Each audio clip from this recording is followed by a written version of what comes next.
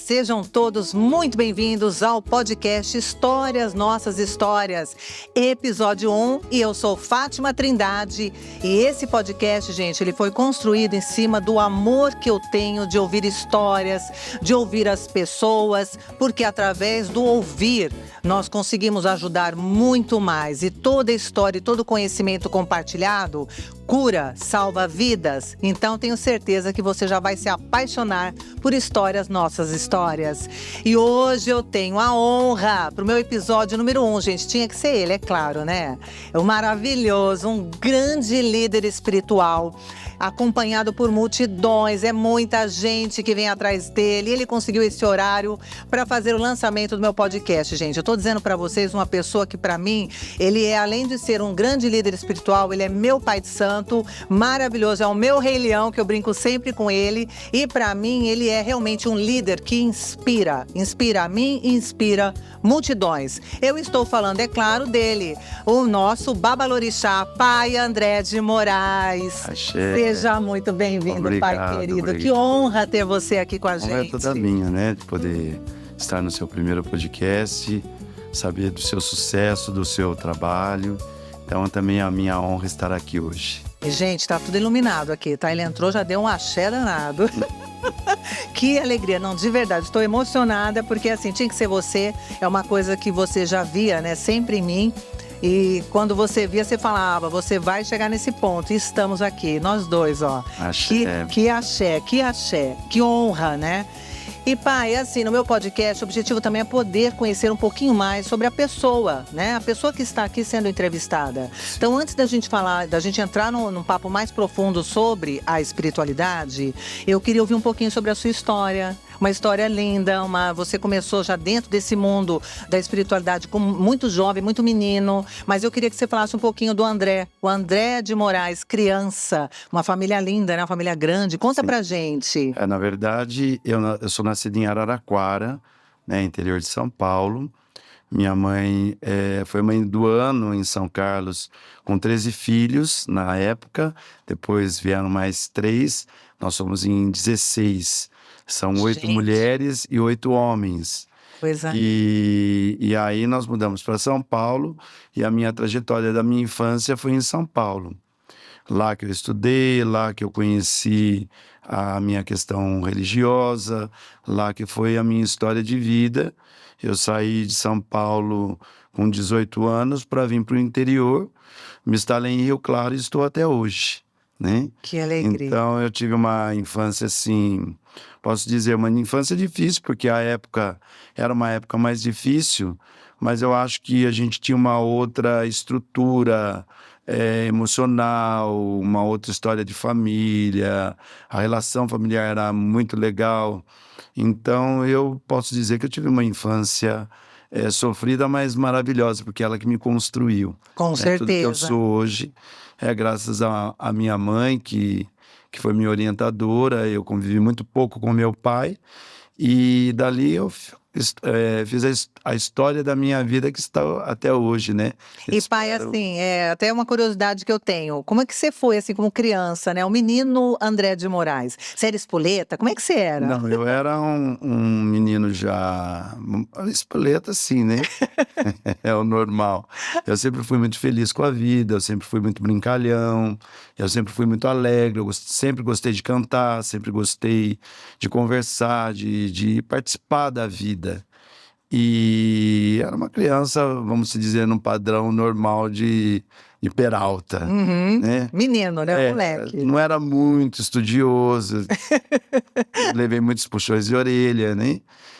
Mas eu gostava mesmo, era de curtir minha casa, Eu sempre fui muito inclinado para essa questão de liderança religiosa, né? Embora também, quando eu comecei a trabalhar, que eu trabalhei em várias empresas, antes de eu ter empresa, então eu era muito responsável, era um jovem responsável, sempre tinha liderança onde eu trabalhei, sempre organizavam as coisas, mas acho que eu fui uma criança legal comigo mesmo e com os meus amigos e irmãos. Isso que é muito interessante. Imagina aquela criança, André de Moraes, vendo hoje você, né? Qual o significado de tudo isso? Essa é a melhor reflexão para a vida, né?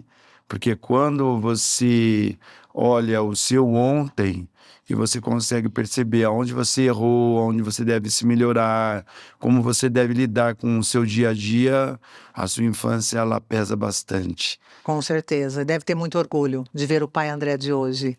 Se eu for pensar em toda a estrutura que eu vivi na minha infância, eu poderia ter tido outras tendências que talvez não somasse tanto na minha vida, mas Mas assim, eu na acho sua que eu fui muito infância, bem conduzido. e na sua infância, assim, qual foi o maior obstáculo? Qual foi o maior, assim, que você comenta, que você pensa, que você lembra e fala, nossa, eu superei isso?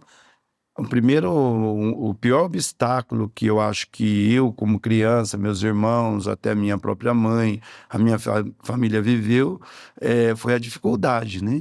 Eu não era uma criança que eu tinha facilidade, nós tivemos muita dificuldade financeira, muita dificuldade de estrutura, então eu não morei sempre em lugares bons, eu vivi muita coisa difícil que eu acho que deu toda a bagagem que eu tenho hoje. A estrutura, essa questão de eu ter esse gênio, essa energia de superação, acho que foi pelo que eu passei na minha infância. Enquanto os muitos choram, você foi lá e vendeu o lenço, né, pai? Você superou, né? Porque, viu, se a gente for falar assim, fala assim, hoje, ele é empresário, ele é sacerdote, como você começou, ele tem multidões na sua volta.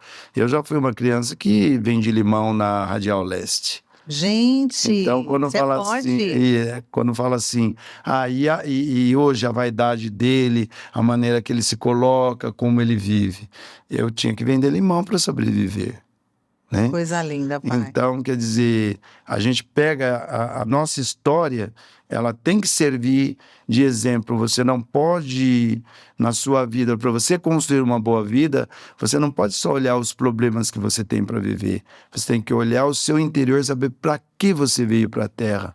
Qual é a intenção? Onde você quer Qual é o seu chegar? legado, né? Qual é o limite que você é capaz de superar para chegar onde você quer? Então, é difícil bater no vidro de um carro e falar, olha, o senhor quer comprar um saquinho de limão? E a pessoa às vezes fecha, né? Não Hoje eu acho até engraçado, porque às vezes eu vou no varejão e eu procuro limão galego. É raro hoje, mas naquela época tinha. era o que mais vendia. E eu vendia limão galego na Radial Leste. Que lindo, pai. Olha, gente, olha a história, né?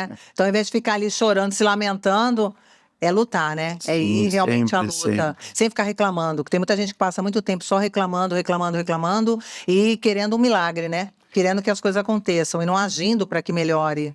Seria um perfil que às vezes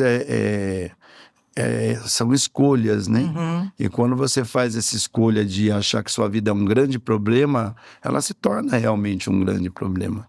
E se a gente pegar toda a história de um grande líder, ele teve a passagem ruim para ele chegar à sua liderança. Então, tudo que a gente for estudar de um grande líder... Ele teve problemas, obstáculos. Sim, os obstáculos, e ele teve que superar para ser um grande líder. E eu tenho uma coisa que é assim, tomou a decisão.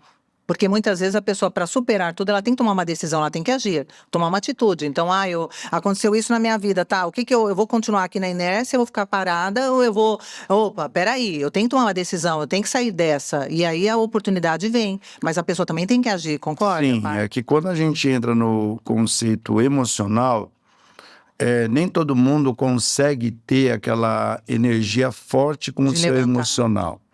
Então, quando o seu emocional ele é frágil, você sofre mais. Então, nessa minha visão espiritual, eu procuro sempre lidar com essas questões de como eu vou orientar as pessoas, porque nem todo mundo ou nem todas as pessoas vão pensar como eu penso, vão agir como eu ajo, nem todas vão conseguir ter às vezes aquela atitude de falar, não, agora é o momento de eu agir. Agora eu vou decidir, agora que eu tenho que mudar. Então tem pessoas que mergulham nessa história da sua própria vida e fica de lamentação, e aí fica estagnado. Com certeza. Não tem o que fazer. E assim, pai, a parte da espiritualidade entrou na sua vida desde os 9 anos, é isso mesmo? A primeira vez que eu entrei num templo de Umbanda foi em 1975. E aí você entrou... Entrei, me apaixonei, estou até hoje. Já sentiu, é para mim, nasci para isso. Isso que eu penso no nosso diálogo aqui, que eu acho muito importante a gente é mostrar para as pessoas que religião, todas cabem ao Deus, porque Deus é o único. Com certeza. Agora, todos têm que procurar uma religião que se sinta bem, que seja um Confortável, encontro. né? Uhum. E isso aconteceu quando eu tinha 9 anos, que eu entrei naquele ambiente, vi todas aquelas pessoas vestidas de branco, com fio de contas no pescoço, a manifestação espiritual. Nada daquilo me causou medo. Aquilo me ensinou a ser quem eu sou hoje. E isso entra muito na questão, aí foi lá, 9 anos, tendo essa referência, entrou em contato com a espiritualidade e a espiritualidade já te chamou, você já sentiu que era para você a Umbanda. Se eu for pegar a minha história, a mãe Fátima, que é minha irmã, que nós somos Maravilhosa. líderes do nosso templo, o Vovô Serafim, por isso que o templo chama Templo de Umbanda Vovô Serafim. Eu vivia essa infância com dificuldade, a gente não tinha mesmo condições praticamente para nada, e eu lembro que naquele ano daquela festividade, a mãe Fátima ainda não tinha a liberação para dar consulta. Eu fui a primeira pessoa que o Vovô Serafim consultou. Eu tinha 9 anos. Gente, né? que lindo isso.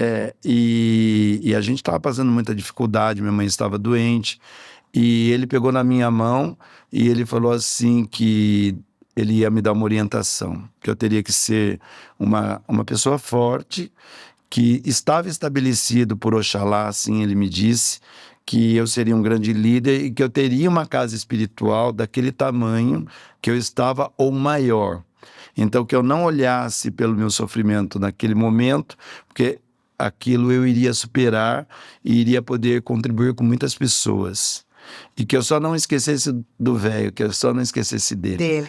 E em 1985, quando eu fundei meu templo, eu tinha 22 anos de idade. Lindo isso. Eu decidi que o nome do templo seria Templo de Umbanda Vovô Serafim. Aí a justificativa. Que lindo, pai. Que história, que Sim, história. Vou te sim. falar. E assim, nessa época que você abriu o templo, né? 22 anos. Vindo já desde os 9 anos, com toda essa. Já conectado com a espiritualidade, uma família grande, uma mãe forte, enfim, mas com todo esse processo de superação que você teve.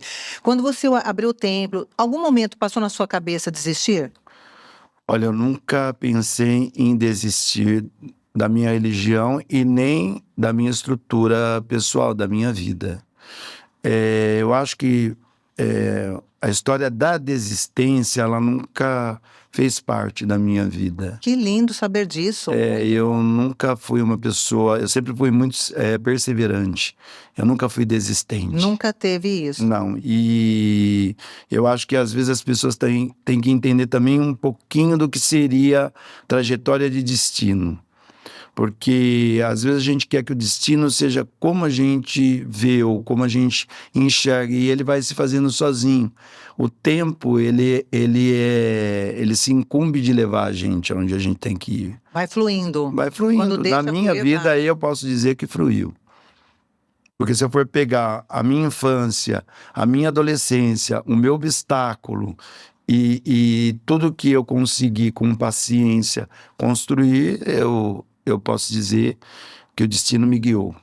Isso é muito importante, porque às vezes as pessoas elas querem, né? Elas entram no meio, querem fazer uma intervenção. Não, eu não quero que seja assim. Você foi deixando fluir e as coisas foram acontecendo. Sim. Foram vindo. Porque quando você pensa em espiritualidade, principalmente no conceito matriz africana, que é uma religião que lida com o sobrenatural, que lida com o mundo espiritual, as pessoas só têm algumas visões bem fechadas. Trazer meu amor, ficar rico e derrubar meu inimigo. É bem isso. E aí vem entrar até no campo isso não seria uma religião, né? Não. Isso daí é um conceito pessoal de cada um. Exatamente. É um conceito de posse.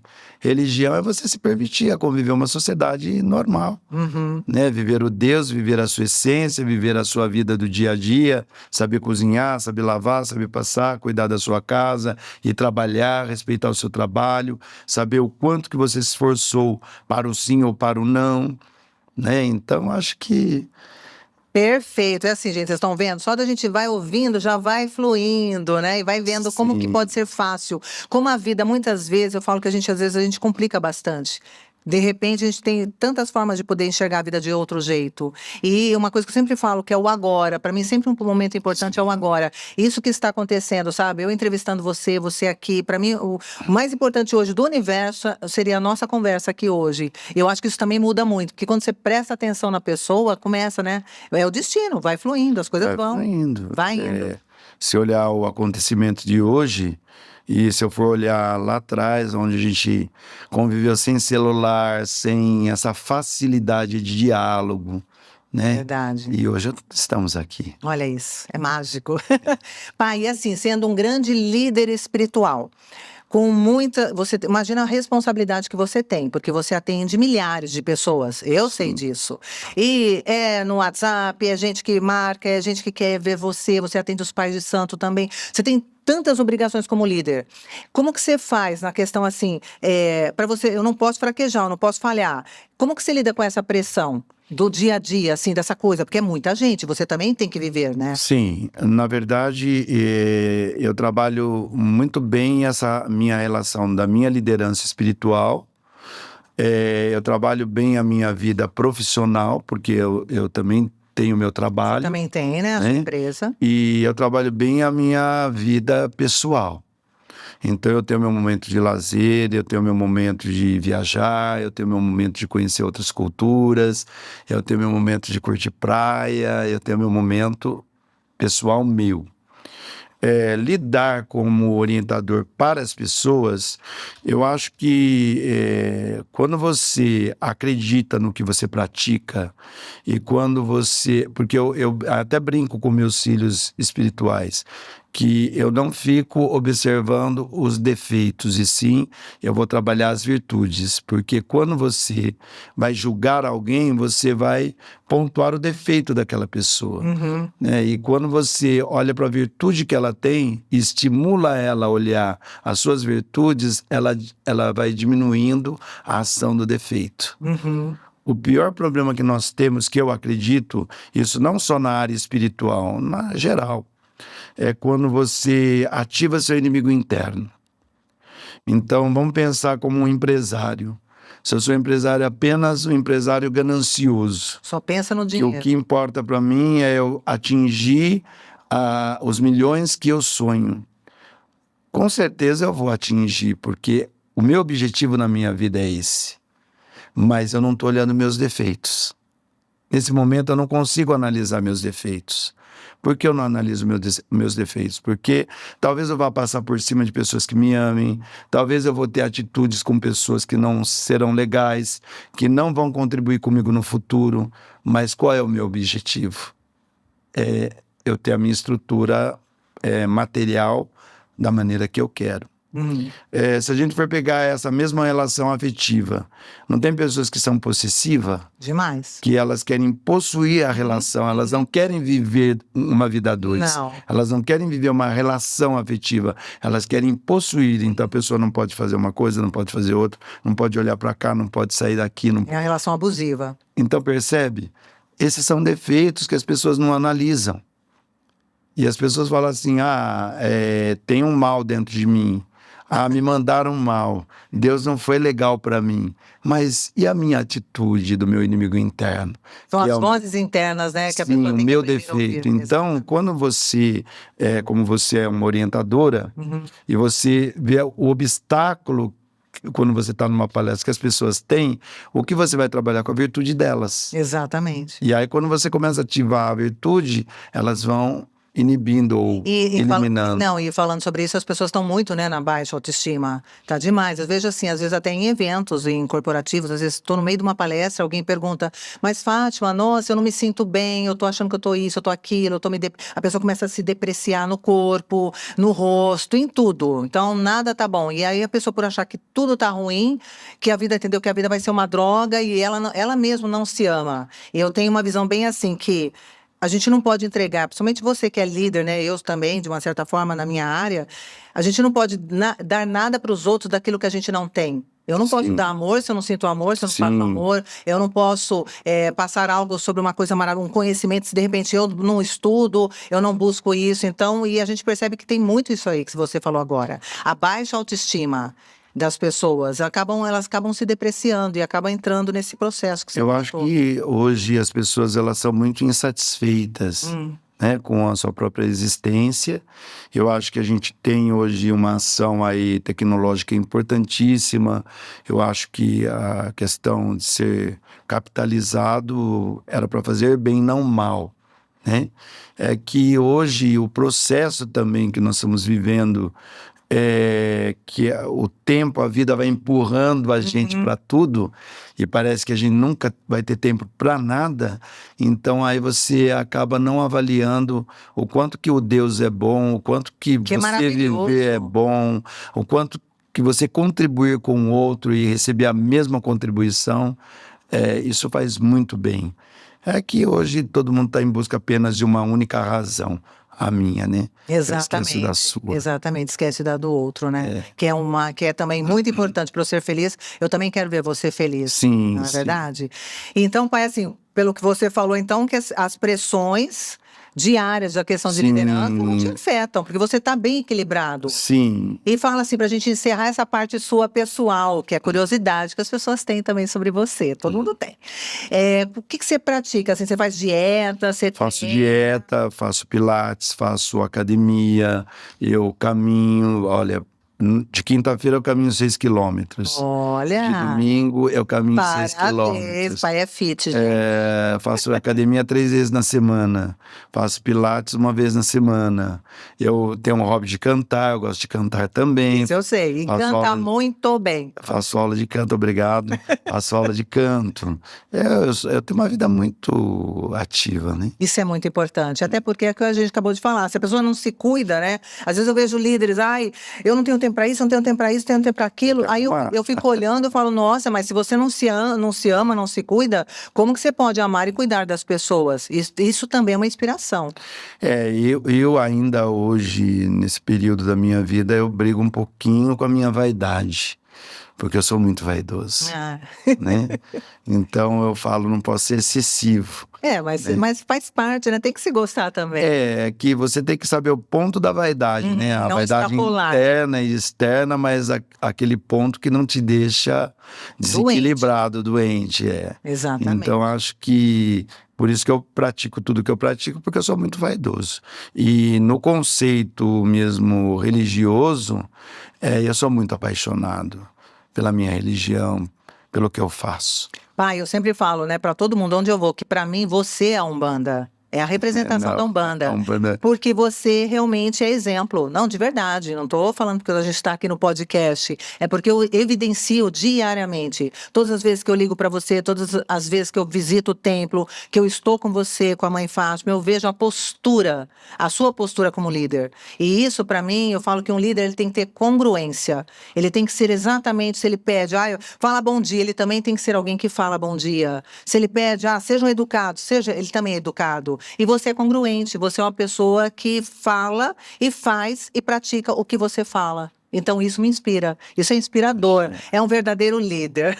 Na minha visão é mesmo, eu tenho certeza disso. Agora, pai, vamos para o nosso bloco, para as pessoas que têm, de repente, interesse. Eu quero entrar na Umbanda, um leigo, uma pessoa que não entenda nada, mas tem interesse. E às vezes até aquele que não entende, às vezes até critica por não entender. Toda pessoa que às vezes não entende, ela não sabe, ela começa a falar. O que é Umbanda? Explicando de uma forma tranquila e fácil, para que as pessoas entendam o que é Umbanda, o que é entidade, médium, orixás, para que as pessoas falem, nossa, agora eu compreendi.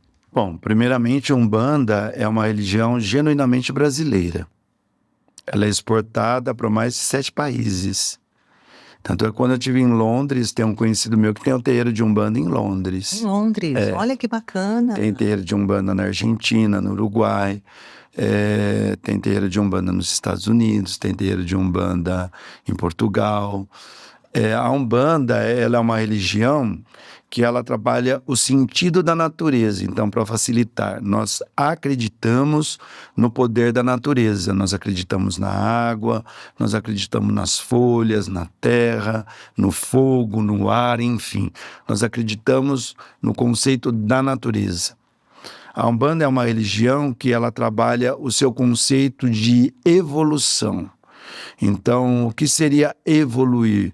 É você superar esse tal inimigo interno e saber o seu período de vida, até porque não existe nenhuma religião no mundo que salva as pessoas da sua transformação chamada morte.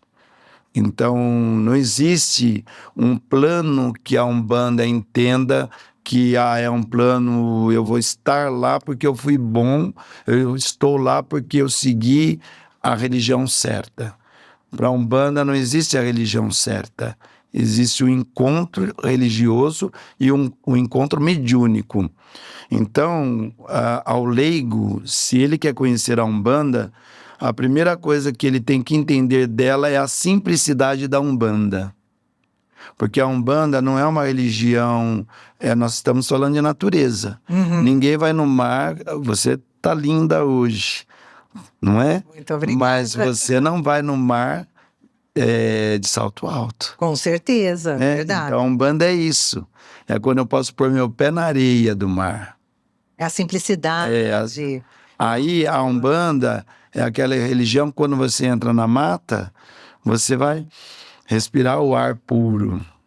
A Umbanda é quando você toma um banho de cachoeira e você se sente livre, liberta de qualquer conceito. A Umbanda é uma religião simples, facílima de se doar e de ser entendida e de se dedicar. O problema da Umbanda no Brasil é que nós temos movimentos contra a religião de matriz africana.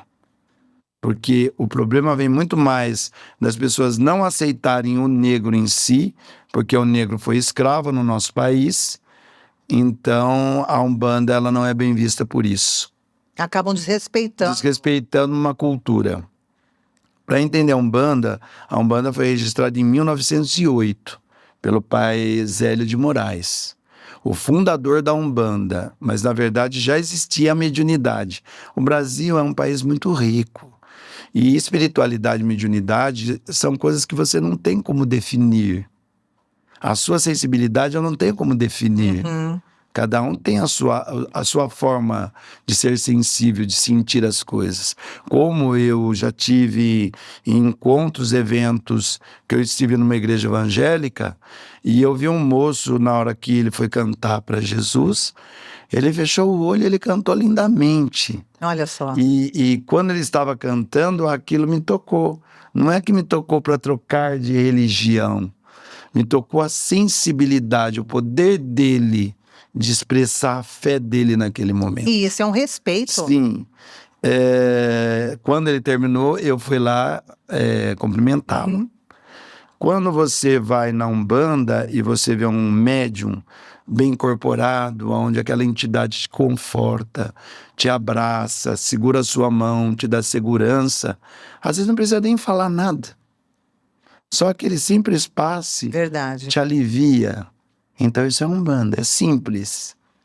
Aí por que as pessoas têm preconceito? A Umbanda faz matança, a Umbanda mitos, né? faz mal para os outros. Como que é essa história de amarração? Eu costumo brincar até com isso, não desrespeitando a pessoa que se posiciona assim. Mas você vai no posto e olha lá, traga o seu amor em 3 dias. E aí você vai chegar lá, a pessoa não tem amor. Então tá faltando esses 3 dias. Verdade. Não é? Verdade. Não é uma relação de escolha? Imagine você pegar o seu sentimento puro, a sua energia pura, onde você quer dividir isso com alguém, você quer agraciar alguém com tudo aquilo que você é, e você precisar de uma amarração para trazer em 3 fala dias. sério, né? É como se você desrespeitasse o seu próprio coração. E entra então, baixa autoestima. Percebe a Umbanda, como ela foi, ela é construída para o bem, mas como a sociedade ignorante olha ela para o mal. E aquela velha história, a pessoa, ela por não conhecer, começa a falar, um falou, outro disse, ela nem sabe o que é verdade, o que é mentira, e ela começa a inventar coisas. Por exemplo, um mito, Exu. Que é Exu? Então, Exu é a divindade da disciplina, Exu é disciplinador, Exu é a energia da alegria, Pombagira é a sedução. Exu, é o poder feminino. É o poder feminino. Exu e Pombagira, o que eles fazem dentro da Umbanda? Eles vêm mostrar aos seus consulentes como viver melhor a terra, como se abater menos, como se encorajar mais. Mas aí eles são vistos como os diabos. Exatamente, e é um E mito, aí, gente, não é veja verdade bem, isso. é lógico que eu não vou dialogar aqui e posicionar aqui o que eu penso de quem não aprendeu Umbanda como eu aprendi. Uhum, Eu respeito a todos. Só que eu aprendi uma Umbanda da maneira que eu estou descrevendo aqui. perfeito. Não é diferente do que eu estou descrevendo aqui. Talvez o que se assistam hoje não seja essa Umbanda que eu estou falando. Uhum. Mas eu sou do tempo do preto velho dar um passe, ensinar um chá, um banho de defesa. Eu sou do tempo do caboclo sério, do caboclo bravo, que ensinava você ser positivo, ensinava você ser responsável. Eu sou do tempo do Exu, ser aquela entidade justa, mostrar quando você estava errado ou quando alguém errou com você. Eu sou do tempo daquela pombagira que não fazia amarração, mas sim ela mostrava o potencial dela em organizar as coisas. Então, eu me assusto um pouco hoje também Ouvindo isso, com o né? que eu estou ouvindo e com o que eu estou vendo. E, infelizmente, no nosso país, as pessoas elas estão criando modismo e fanatismo religioso e não se entregando a Deus para uma religião. Perfeito. E Porque, talvez essa é a confusão toda. sim, E é aquilo, né? Quando a gente não conhece algo, pelo menos eu, Fátima, eu procuro ir conhecer. Porque a gente não pode questionar, ficar falando de algo de uma forma ruim, né? Ah, eu não conheço a Umbanda, tá? Então Umbanda é do mal, Umbanda é isso, Umbanda é aquilo, que a gente escuta um monte de coisa sim. dessa forma. Mas E nem pensa, conhece. E quando você pergunta, a pessoa, você já foi na Umbanda? Não. sim, Ela nem sabe o que é, ela ouviu dizer. sim. Vamos pensar de uma forma da educação. Uhum. Eu tenho um projeto em Rio Claro, onde eu faço palestra em escolas Olha que bacana, gente, para isso. crianças. E, às vezes, o maior obstáculo que eu tenho está relacionado à diretoria, à Olha, estrutura da escola, por quê? que não querem que eu manifeste o meu conhecimento da minha religião ou da minha cultura. Então vamos pensar na Umbanda. Se você pensar no Brasil, que é um país que tem a estrutura, o passado, o seu primeiro povo chamado, é um povo indígena, um povo de tradição da terra brasileira, quando você vai falar dos caboclos na religião de Umbanda, você está falando da ancestralidade da nossa Com terra. certeza. As pessoas não querem. Tem pais, eu não sei se você acompanhou a reportagem, de um pai que foi lá e espancou um professor, foi brigar numa escola por Porque o professor foi falar. porque a menina desenhou uma divindade, o Iá. Ai, que lindo, gente. Então, é a liberdade sem liberdade, é o direito sem o direito, é o desrespeito constante. Então, quando eu vou conversar com as crianças, eu vou explicar, não vão no meu templo, vão em outro templo, não. Respeite a história do negro, respeite as culturas do Brasil, respeite as culturas africanas. E eu encontro muito obstáculo, não com as crianças, com os pais, com os diretores das escolas. Tem pessoas que não querem nem me receber. Isso um é o absurdo. preconceito. Isso, com certeza, isso é um. Aí eu pergunto, aonde começa esse problema que você colocou aqui? Começa nas famílias, quando o seu pai fala assim, se você for naquele lugar, aquilo não é de Deus. Se você for naquele lugar, você não vai entrar em casa. A mãe educa, não, aquilo é do diabo. Então, percebe que isso foi construído contra a religião de Umbanda, né? E pai, falando sobre isso que você está comentando agora, eu vejo também um problema que, assim, uma coisa além nós vamos falar sobre agora, sobre a intolerância religiosa, dentro desse fundamento que você falou, tem muitas pessoas que têm esse bloqueio, até de falar que é o pior de tudo é quando a pessoa ela perde um pouco da identidade do que ela é. Então, por exemplo, a pessoa ela é da Umbanda e ela está numa empresa, ou ela está num trabalho dela, enfim, seja onde for, e ela tem medo de dizer que ela é umbandista, porque se ela falar, tem muito preconceito e vamos supor que tem uma outra religião que domina o ambiente corporativo, onde ela trabalha e tal. Então ela acha que se ela disser, ela vai ser condenada pela turma. Então a pessoa acaba não falando. Isso é uma coisa que eu encontro. Às vezes eu vou até em locais assim, eu vejo a pessoa, ela vem correndo atrás de mim. Fátima, eu sei que você é da Umbanda. Você não quer ver com o seu pai de santo lá? Como é? Eu falo, ué, vamos embora, tem dia tal, tal. Você não quer ir comigo, tal? Não, porque olha, não posso nem falar aqui, porque se eu falar, que não sei. Então a pessoa ela tem medo de falar. E o pior é aquele que é um bandista, ele tem medo. Às vezes já aconteceu comigo de eu estar num local, a pessoa pergunta: você é da Umbanda? Eu sou da Umbanda. Aí a pessoa, tal, não sei o quê, e daqui a pouco passa um pouco, a hora que eu vou embora, a pessoa dá um beijo e fala no meu ouvido, bem escondidinho. Eu também sou, mas eu não falo aqui, sabe como é que é, né? A turma já. Eu falei, nossa, mas você vai perder seu axé, porque eu acho que a gente não pode perder a nossa identidade. Então, assim, de não assumir a sua própria religião. O que o pai pensa sobre isso? É que aí entra a relação da personalidade da pessoa e da estrutura da pessoa, né? Porque eu já tive casos no nosso templo, onde uma filha trabalhava num certo ambiente e de manhã eles tinham que fazer uma oração, porque a maioria dos funcionários eram evangélicos. E ela veio me perguntar, e eu falei, não há problema nenhum você participar da oração. Até porque, se você for pensar em forma de orar, é uma forma de agradecer, é uma forma de louvar, é uma forma de pedir e mostrar o seu respeito com a fé. E quando a gerente descobriu que ela era umbandista, mandou ela embora.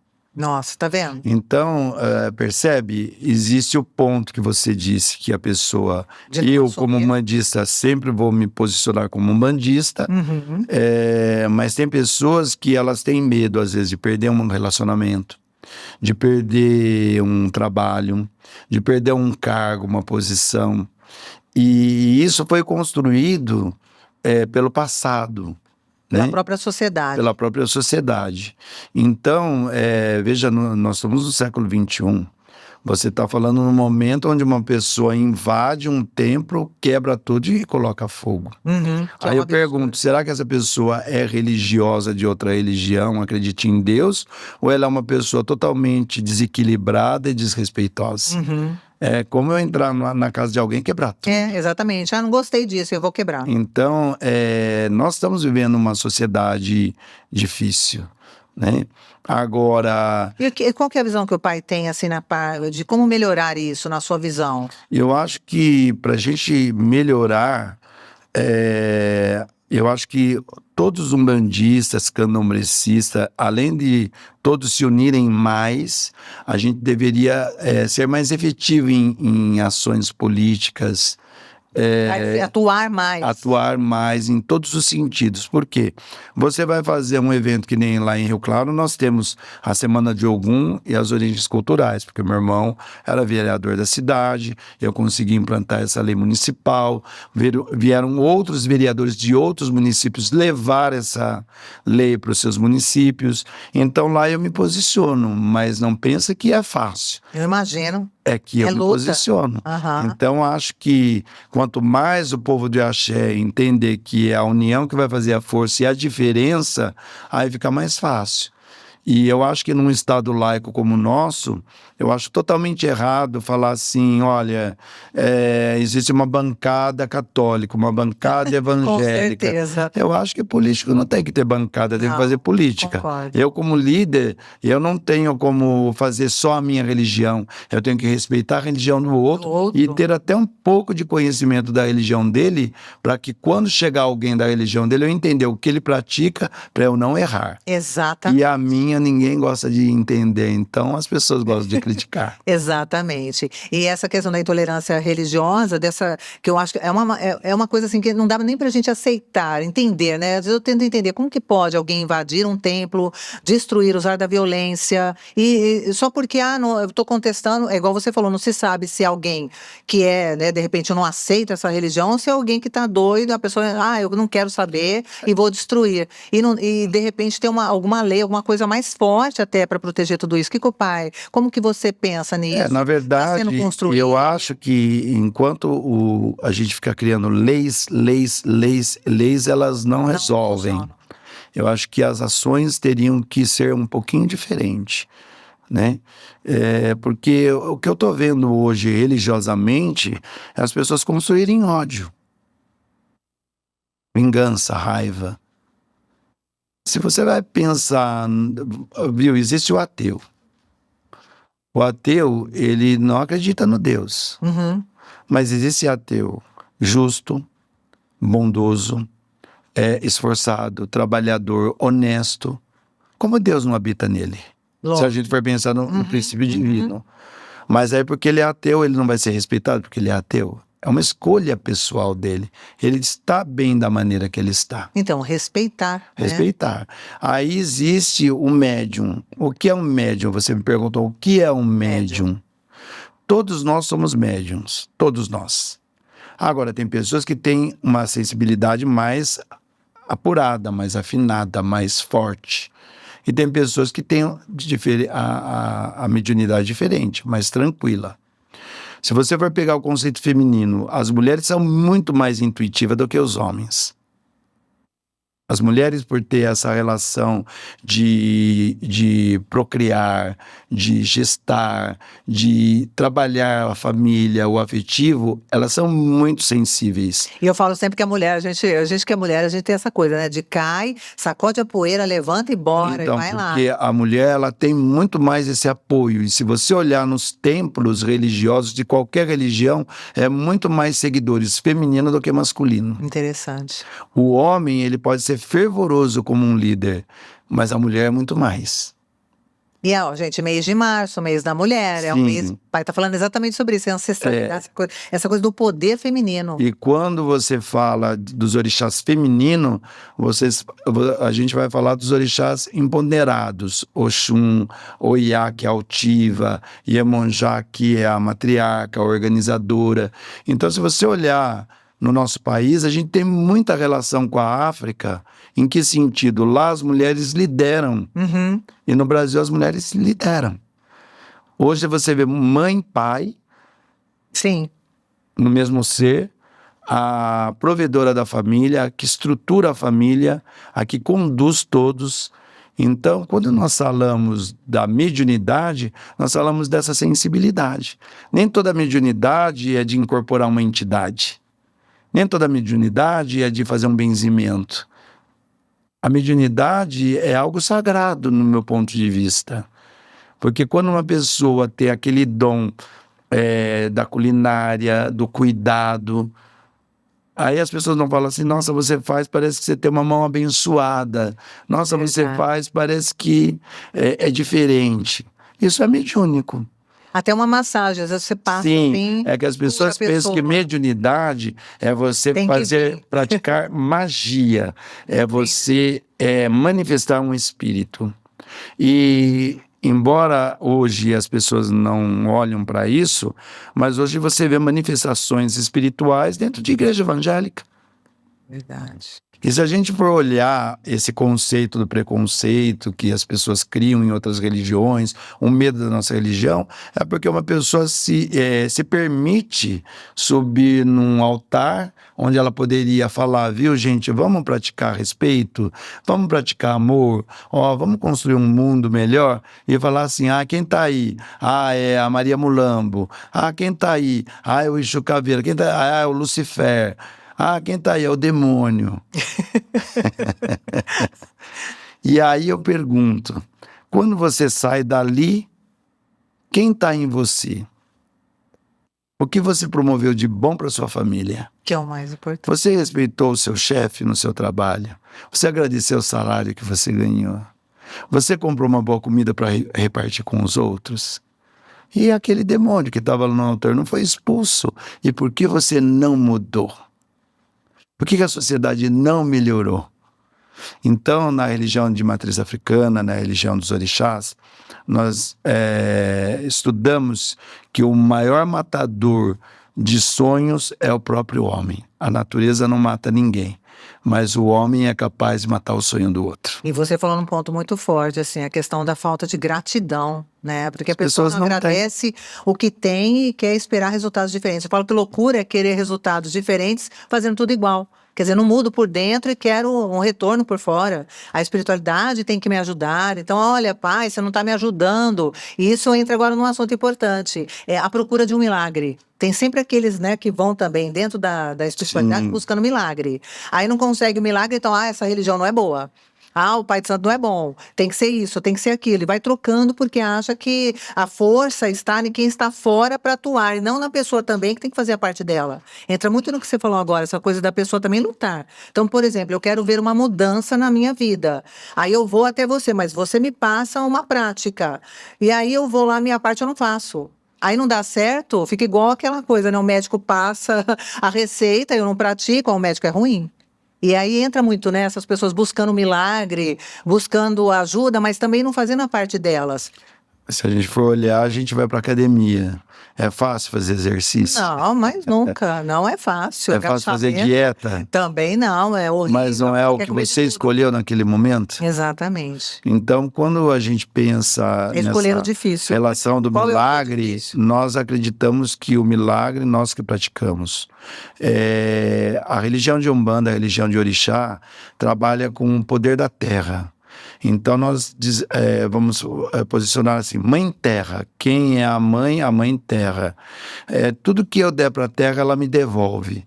Se eu sujar a terra, eu vou ter que viver no meio do lixo. Se eu destruir a terra, eu vou ter que viver no meio da destruição. Se eu der coisas boas para a terra, ela vai me devolver coisas boas. Se eu fizer mal para alguém, eu vou achar que eu karma, né? isso, Do que eu estou retorno. legal agora, mas depois eu vou ter que viver a consequência. Então, para que a gente tenha uma boa visão, eu não sou um homem santo e eu não sou uma pessoa pura, 100%. Por quê?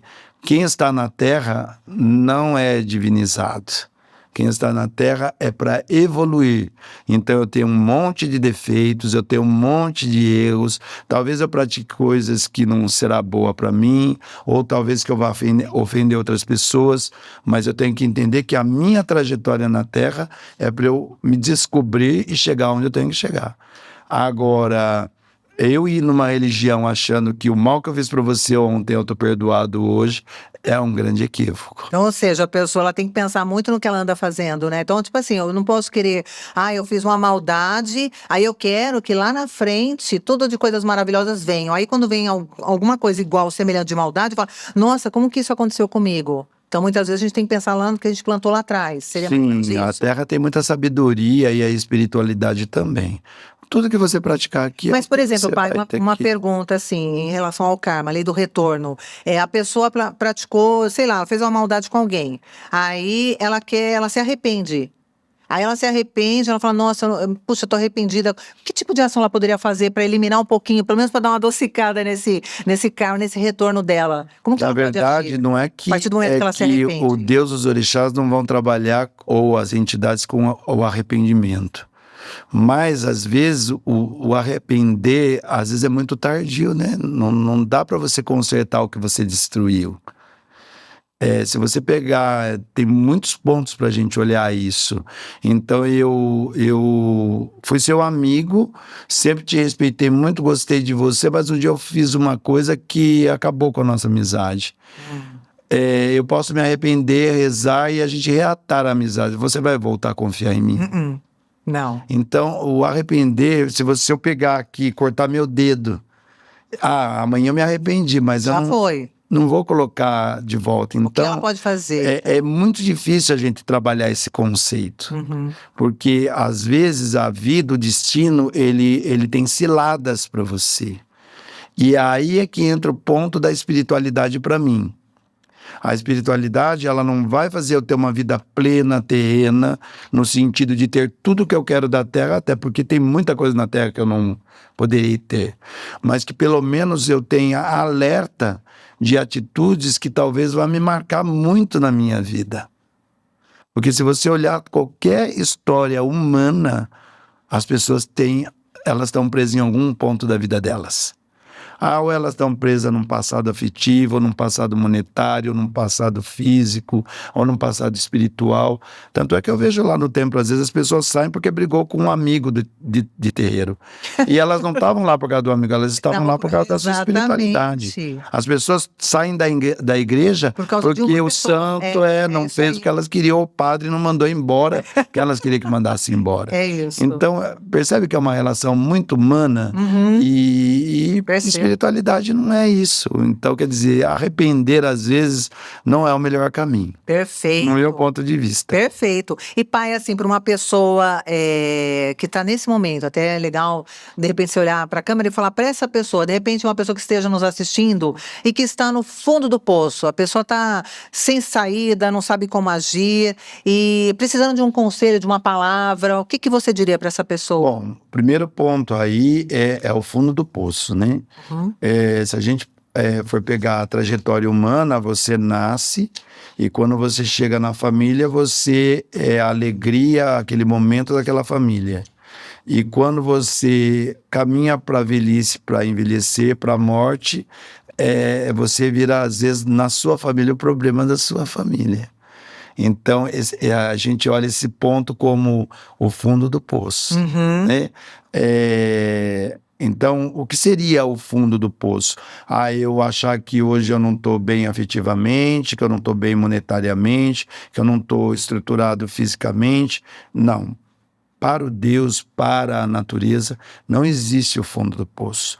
Uma pessoa que está se sentindo dessa forma, a primeira coisa que ela tem que se apegar é nela. Então, na nossa religião, nós não trabalhamos muito o que nós chamamos de ori, ou kamatuê, ou cabeça. Então, quando eu não estou bem comigo mesmo, o que eu tenho que fazer? Refletir internamente, o que é esse meu fundo do poço? Por que eu estou assim? Eu estou depressivo? Eu estou desanimado da minha vida? A morte seria o melhor caminho de saída para mim? Nem sempre a morte é o melhor caminho de saída. Só que existe uma história, até porque eu atendo muita gente, que é fácil uma pessoa falar para mim assim, olha, você está querendo morrer? Nossa, por que você está querendo morrer? Né? A vida é tão bonita, você tem tudo, e para a pessoa naquele momento, ela não consegue enxergar. Exatamente. Então, o que eu falo quando uma pessoa fala isso para mim, eu falo assim, você já se analisou? Você já conseguiu entender a sua importância não para os outros, e sim para você? E você já percebeu que talvez no plano espiritual não dê tempo de você concluir o que você teria que fazer agora aqui?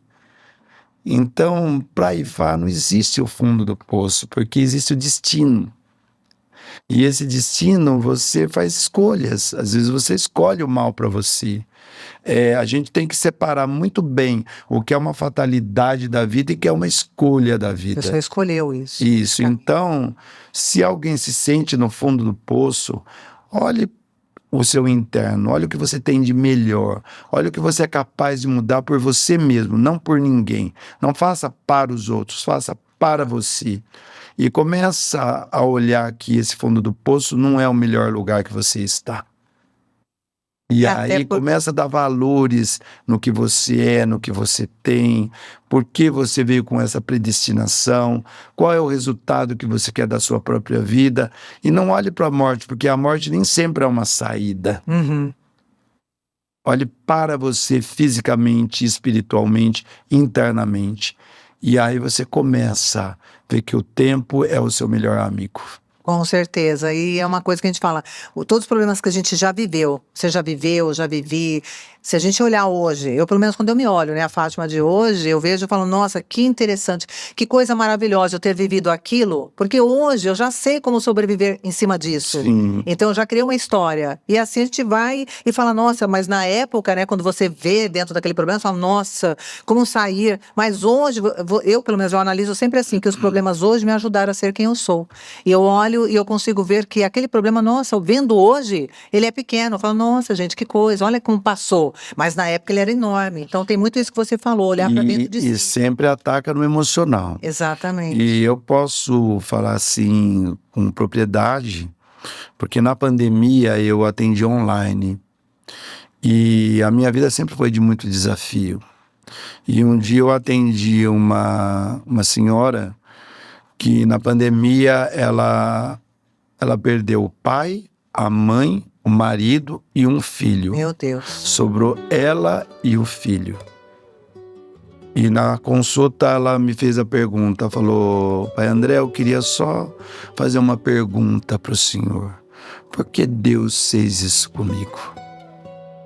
Então ela não queria saber dos búzios, ela não queria saber dos orixás, ela não queria saber dos guias, ela queria entender por que Deus fez aquilo com ela.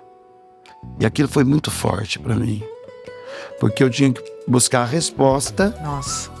E ao mesmo tempo eu tinha que dar o apoio que ela necessitava. E eu disse para ela assim: eu entendo o que você está me falando. E se a gente for pensar em Deus, não tem como a gente julgar Deus, porque parece que a gente não acessa nesse momento do obstáculo o poder que existe nele para a gente. Mas se você olhar, e a gente for olhar por uma forma espiritual, sobrou um filho para você criar. E se você for pegar todas as histórias do mundo, para a gente ter alguns relatos do passado, mesmo que tenham sido alterados, alguém ficou para contar essa história. Quem sabe Deus não viu em você um propósito de uma mulher forte, de uma pessoa digna, que possa ajudar muitas outras pessoas que talvez não tenham a sua estrutura emocional e espiritual. Cuide bem do filho que ele deixou para você. E eu consegui consolar ela assim. Que coisa linda, pai. Mas foi muito difícil para mim. Nossa, eu imagino. É uma pergunta que você tem que tirar do âmago, né? A resposta. Lindo, lindo, lindo, lindo. E imagino como é que ela estava naquele momento. Sim, sem visão da vida. O fundo do poço. Parabéns, pai. Tá vendo, gente? Tem que ter parte 2, né? O pai André, o que vocês acham, hein? Já vão colocando aí. Pai, é assim, pra gente finalizar, que nossa, foi mágico, foi maravilhoso. Você vê que passa o tempo e a gente fala, nossa, teria muito mais coisas pra te perguntar. Alguns seguidores fizeram perguntas pra você, mas eu olhei aqui, a maioria não, quase todas as perguntas você respondeu. Como o nosso tempo já está terminando, eu queria que você desse as palavras finais. Agora é o seu momento. Diga o que você quiser, fale o que você quiser, convida as pessoas, aqui é seu agora. Primeiramente, eu gostaria de agradecer você, Fátima, o seu trabalho, pedir ao Deus, os orixás, aos guias que te abençoe muito e que essa trajetória seja de muito sucesso. E eu acho que o que a gente deve tentar plantar uma sementinha na terra, principalmente na nossa sociedade, chama-se amor e respeito. Se a gente conseguir pelo menos entender o momento de cada um, a escolha de cada um, o direito de cada um, até porque ninguém vai viver os meus problemas, as minhas dores e o meu destino. Meu destino é meu, o destino de cada um é seu.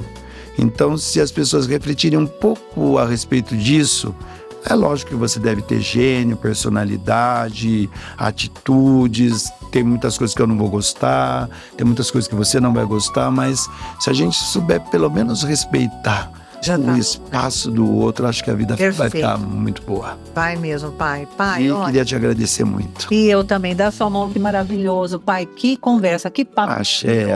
De verdade, de verdade. Eu tô me sentindo assim, até me emocionei agora das suas palavras finais. Agradecer minha mãe Fátima, meu irmão, nosso templo e os meus filhos, meus seguidores. Eu agradeço muito a Deus, aos orixás, tudo que eu tenho na minha vida. Muito obrigado. Muito obrigada, gente. Então, olha que coisa linda. Pai André, muito obrigada pela sua presença, pela sua parte espiritual, por essa liderança linda que você tem. Cada vez que eu converso com você, eu fico, olha, até me emociono, eu fico até, como é que posso dizer pra você?